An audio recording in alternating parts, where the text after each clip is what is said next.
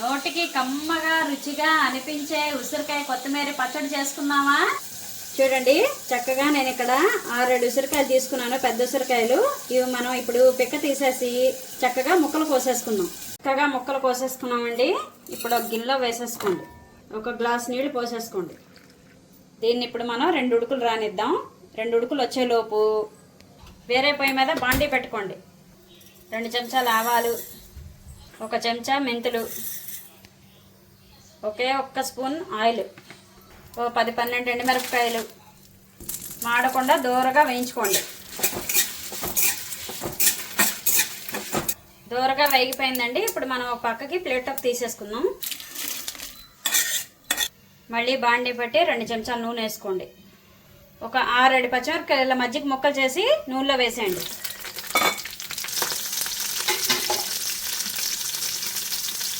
కొంచెం వేగేయండి. ఇప్పుడు ఈ మాత్రం కొత్తిమీర ఇట్లానే హాఫ్ వేసేయండి. వేసేసి ఒకసారి కలిపండి. ఇలా వేగిపోయిందండి. ఈ మాత్రం ఇలా వేగితే సరిపోతుంది. పక్కకు తీసేస్తుంది. ముక్కలన్నీ ఉడికిపోయండి. చక్కగానే మెత్తగా ఉడికిపోయి 10 నిమిషాలు ఉడకబెట్టుకుంటే సరిపోతుంది. స్టవ్ ఆఫ్ చేసేసి ముక్కలన్నీ వాటర్లో నుంచి తీసేయండి. ప్లేట్లోకి తీసేసానండి. చల్లారనిద్దాం. ఇప్పుడు మెంతులు, ఆవాలు, ఎండుమిరపకాయలు ఏవైతే వేయించుకున్నామో అవి చల్లారిపోయండి. మిక్సీ ఆడేసుకుందాం. ఫస్ట్ పొడి ఆడించేసుకుందాం. పొడి ఆడించేసి ఒక ప్లేట్లోకి తీసేసుకున్నానండి. ఇప్పుడు మనం పచ్చిమిరపకాయలు, కొత్తిమీర మిక్సీ జార్లో వేసేద్దాము. అలాగే ఉడికిన ఉసిరికాయ ముక్కలు కూడా వేసేయండి. 1/2 టీ స్పూన్ పసుపు, రుచికి సరిపడా ఉప్పు.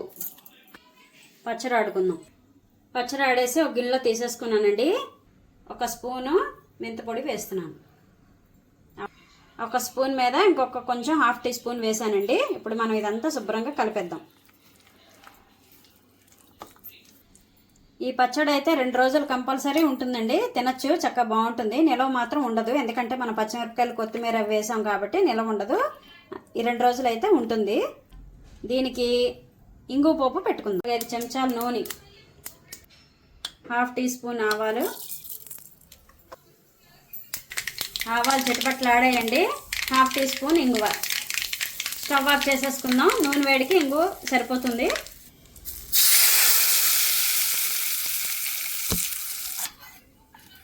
ఇప్పుడు ఒకసారి కలుపుకుందాము. ఒక 1/2 నిమ్మకాయ ముక్క ఇందులో పచ్చడిలో వేసేయండి. వేడి వేడి అన్నంలో ఈ ఉసిరికాయ పచ్చడి వేసుకొని, ఉసిరికాయ కొత్తిమీర పచ్చడి వేసుకొని కాస్త పప్పు నూనె తగిలించి తింటే సూపర్ ఉంటుందండి టేస్ట్. మరి చూసారు కదా ఎలా చేశానని. మీరు కూడా ఒకసారి ట్రై చేయండి. ట్రై చేసి ఎలా ఉందో తిని నాకు కామెంట్ చేయండి. వీడియో కనుక నచ్చినట్లయితే ఛానల్కి లైక్ చేయండి, షేర్ చేయండి, సబ్స్క్రైబ్ చేసుకోండి. ప్లీజ్ సపోర్ట్ చేయండి.